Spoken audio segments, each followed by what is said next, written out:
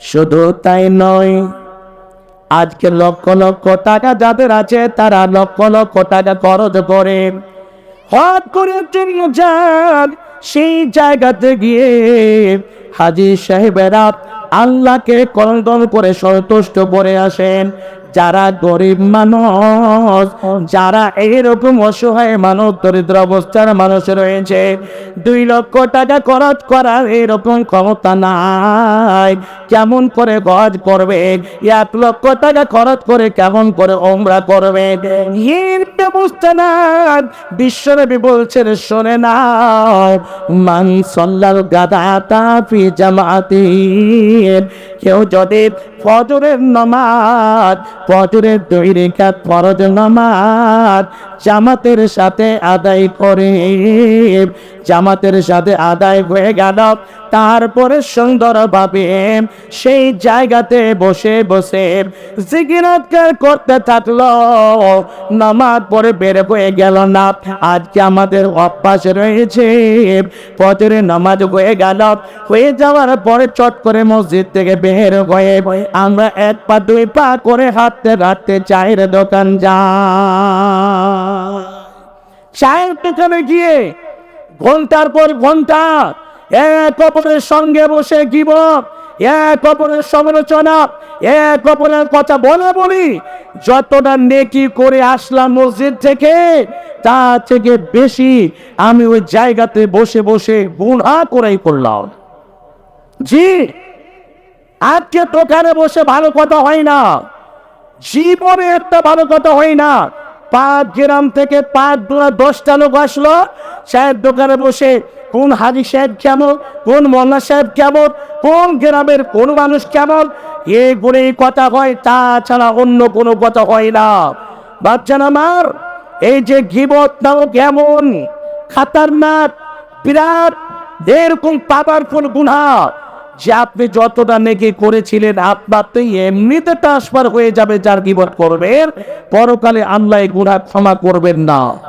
এই গুনাহের জন্য বেঁচে থাকাকালীন আপনাকে হাত ধরে ক্ষমা নিতে হবে, আর না হলে কিয়ামতের দিন এমন ভাবে যে তাকে তাই করবো, সেদিন আল্লাহ বলবেন আমি ক্ষমা করতে পারবো না।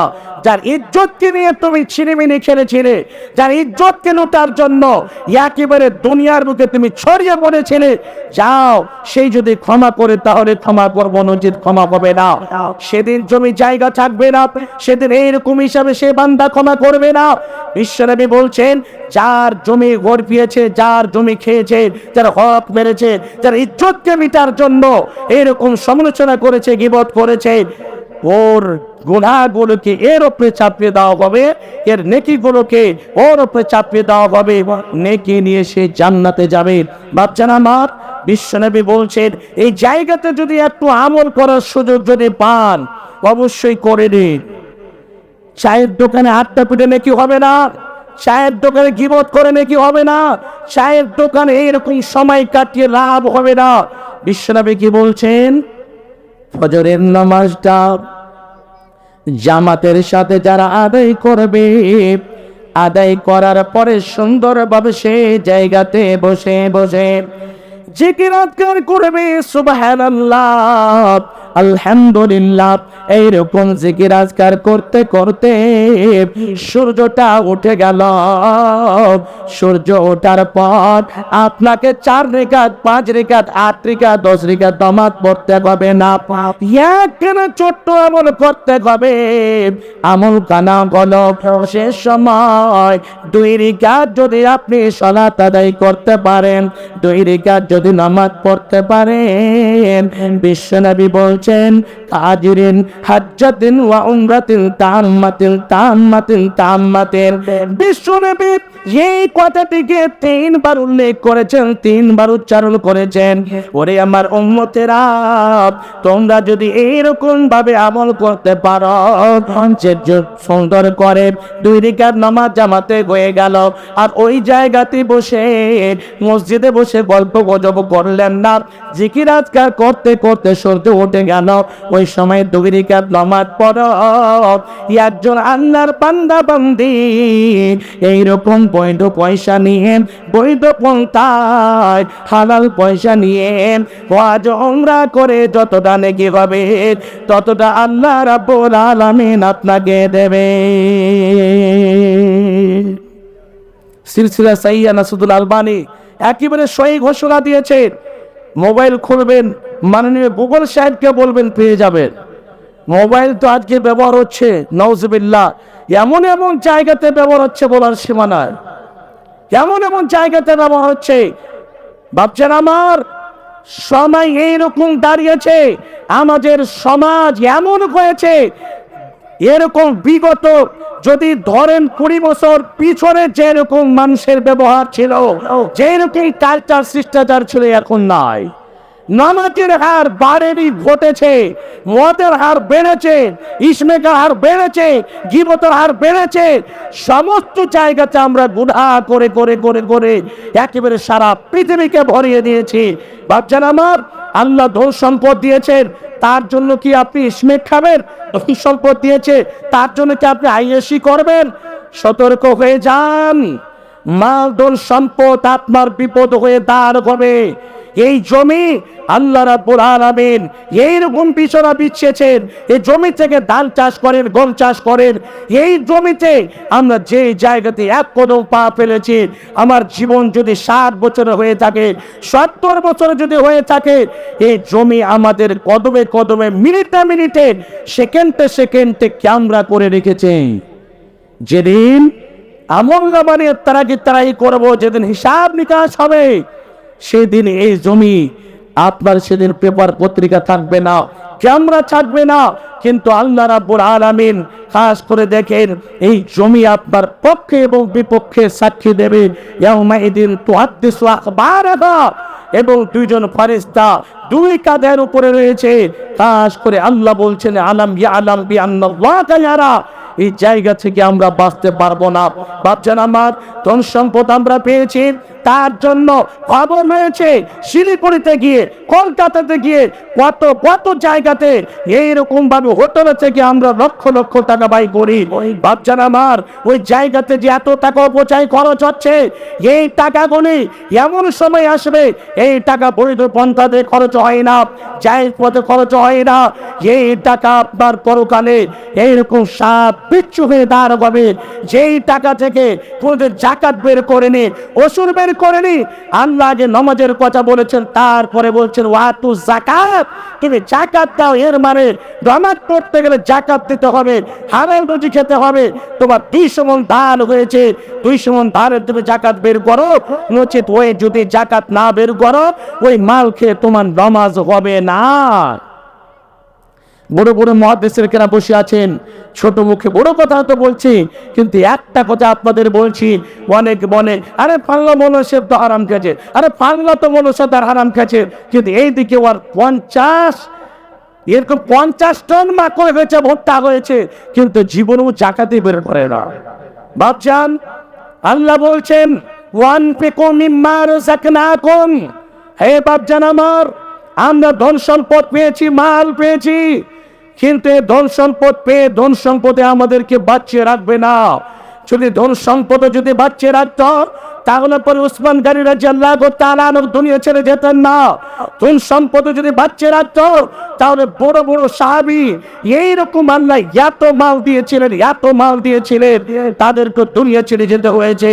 বাপজান আমার, আল্লাহ বলছেন মৃত্যু আসার আগে আগে যেই তোমাকে মাল দিয়েছি, ধন সম্পদ দিয়েছি, আমার পথে খরচ করে যাও।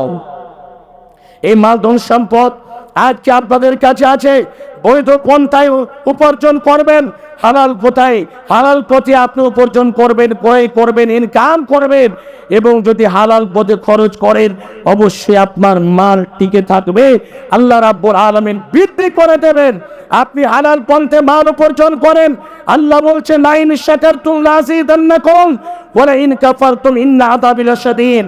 আমি যাদেরকে যেই রকম হিসাবে দিয়েছি মাল ধন সম্পদ, বা যেই হালতে রেখেছি, যারা শুকরিয়া করে আদায় করবে, আমাকে সুন্দরভাবে রেখে চলবে, আমার খাস করে এইরকম রশ্মি ধরে চলবে, আমার প্রতি তাওয়াক্কুল রেখে চলবে, অবশ্যই আমি তার মালে আমি বৃদ্ধি দেব, আমি তাদের মালকে বাড়িয়ে দেব।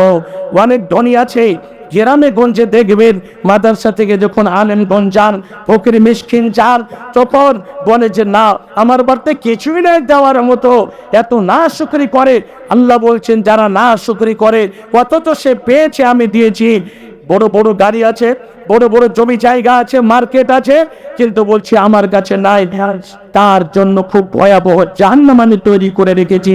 শুনে রাখুন সহিহ হাদিস, বিশ্বনবী নবী মুহাম্মদ রাসূলুল্লাহ সাল্লাল্লাহু আলাইহি ওয়াসাল্লাম বলছেন, হযরত আয়েশা সিদ্দিকা রাদিয়াল্লাহু তাআলা আনহা একদিন বাড়িতে রয়েছে, একজন ভিক্ষুক সেজে একটা মেয়ে গিয়ে বলছেন, মা বাড়িতে আছো, কিছু দাও আমার কাছে, আমার সঙ্গে দুইজন কন্যা সন্তান।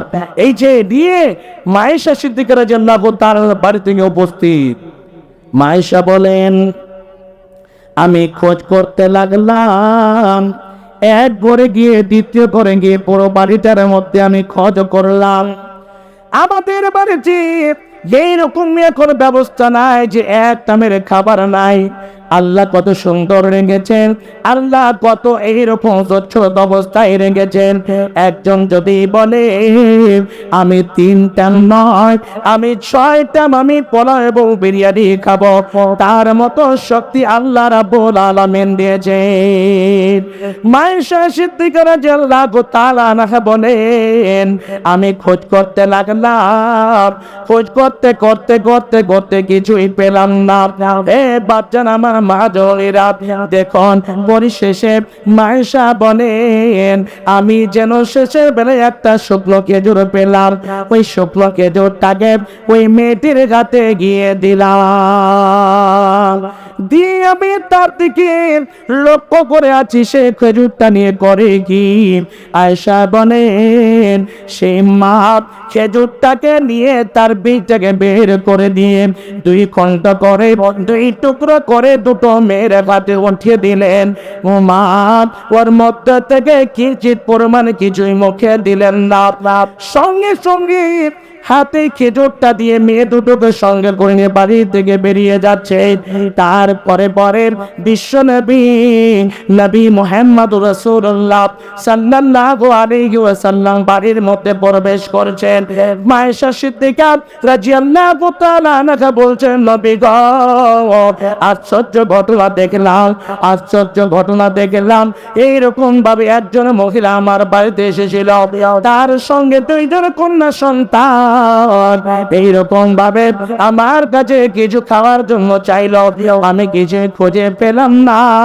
শেষের বেলায় একটা শুকনো খেজুর পেয়েছিলাম, সে খেজুরটা যখন দিলাম, ওই খেজুরটা থেকে বীজটা বের করে 2 টুকরো করে দুটো মেয়ের হাতে উঠিয়ে দিয়ে দিল। মা কিন্তু সেই জায়গা থেকে কোনো পরিমাণে খেল না। বিশ্বনবী বলছেন, শুনে নাও, এর নাম হচ্ছে মা। যারা এইরকম ভাবে মেয়েদেরকে লালন পালন করবে, মেয়েদেরকে প্রাধান্য দেবে, মেয়েদেরকে সুন্দরভাবে খাওয়াবে, শুনে নাও, কেমন একটা সময় আসবে যেদিন এইরকম ভাবে মানুষ জাহান্নাম দেখে ত্রাগে ত্রাগে পড়বে, সেই দিন ওই জাহান্নামের আগুন থেকে তারা যেন ঢাল বয়ে যাবে, ঢাল হয়ে যাবে। এই জায়গাতে আমি একটু কথা বলার জন্য বলতে বাধ্য হলাম, বিশ্বনবীর বাড়িতে কিছু নাই দেওয়ার মতো। দেখেন, একটা শুকনো খেজুর ছিল, সেটাই দিয়েছে। বাচ্চারা আমার খাস করে আল্লাহ রাব্বুল আলামিন আমাদেরকে অনেক ভালো রেখেছেন। বিশ্বনবী যখন এই আয়াতটা তেলাওয়াত করলেন, লান তানালুল বিররা হাত্তা তুনফিকু মিম্মা তুহিব্বুন, বান্দা যতক্ষণ পর্যন্ত তোমাদের কাছে যেটা প্রিয় মাল, সব থেকে মহব্বতের মাল আল্লাহর পথে খরচ না করবে, ততক্ষণ পর্যন্ত আল্লাহর নৈকট্য লাভ করতে পারবে না। এই কথাটা শুনেছে আবু তালহা চট করে দাঁড়িয়ে গেলেন। আবু তালহা বলেন, নবী গো, এই যে দেখেন বাইরোগা নামের খেজুরের বাগান, আমি সেটা দিয়ে দিলাম। নবীজি বলছেন আবু তালহা তোমার আরো বাগান আছে, সেই বাগানগুলো দাও, এটা কেন দিচ্ছ? আবু তালহা বলছেন নবী গো, আপনার মুখ থেকে যেই শব্দটি আমি শুনেছি যে সব থেকে প্রিয় মাল, সব থেকে মহাব্বতের মাল আমার পথে, আল্লাহর পথে যারা দেবে তারাই হবে পরিচিত মুমিন বান্দা। নবী গো, আমার যতগুলো বাগান আছে এই সমস্ত বাগান থেকে এই বাইরকা নামের খেজুরের বাগান হচ্ছে আমার নিকটে মহাব্বতের বাগান, সব থেকে প্রিয় বাগান। আবু তালহা বিশ্ব নবীকে বলে নবী গো, আমি বিশাবিলিল্লাহ বাগানটাকে দিয়ে দিলাম। ভাবছেন আমার তাদের অন্তর কেমন ছিল? পরকালকে তারা প্রাধান্য দিয়েছে, এই দুনিয়াকে প্রাধান্য দেয়নি। ভাবছেন আমার, খাস করে আপনাদের কাছে আমি বলছি, এই গরিব মাদ্রাসা, এই